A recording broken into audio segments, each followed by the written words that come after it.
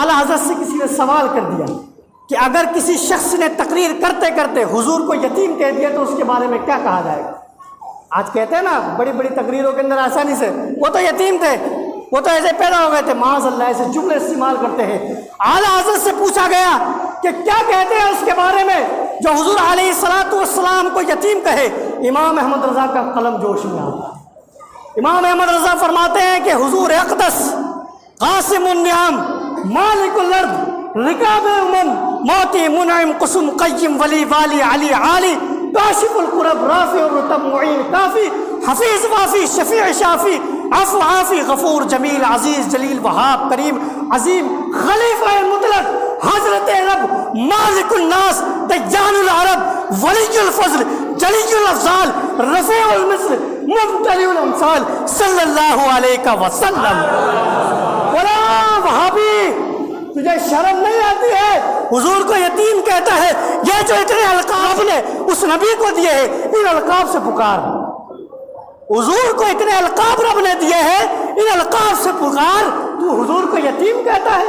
تو حضور علیہ الصلاۃ والسلام کی شان کے بارے میں جب بھی کوئی ایک الفاظ نکالتا تھا میرے امام کا قلم چل جاتا تھا۔ کھل کے رضا ہے خنجر خوخار برق بار، اعداء سے کہہ دو خیر منائے نہ شر کرے۔ اعلیٰ حضرت کا قلم نہیں، اعلیٰ فرماتے ہیں یہ تلوار ہے، تلوار جو بدعقیدوں کے اوپر چلتی ہے، جو گستاخوں کے اوپر چلتی ہے، جو دشمنان نبی پر چلتی ہے، جو دشمنان اسلام پر چلتی ہے۔ اس لیے میرے بھائی بزرگوں دوستو ہمیں اعلیٰ حضرت سے اس لیے محبت ہے۔ اعلیٰ حضرت علی رحمت و رضوان کی نبی علیہ الصلاۃ والسلام سے آپ محبت دیکھیے کہ جب آپ کے وصال کا وقت قریب آیا تو آپ نے اپنے بچوں کو بلایا اور وصیت فرمائی۔ وصیت کیا فرمائی؟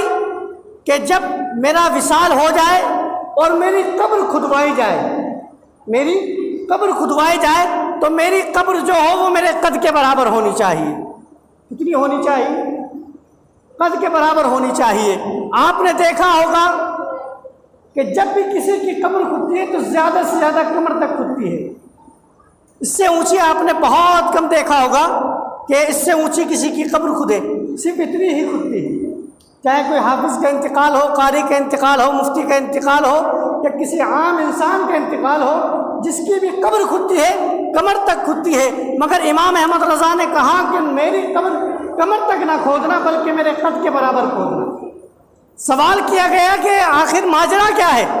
دنیا کا تو اصول یہ ہے، دنیا کا دستور یہ ہے کہ جتنے بھی مسلمان آج تک انتقال کیے گئے ان تمام کی قبر ان کی کمر تک کھودی گئی ہے، آپ کی قبر آپ کے قد کے برابر کیوں ہونی چاہیے؟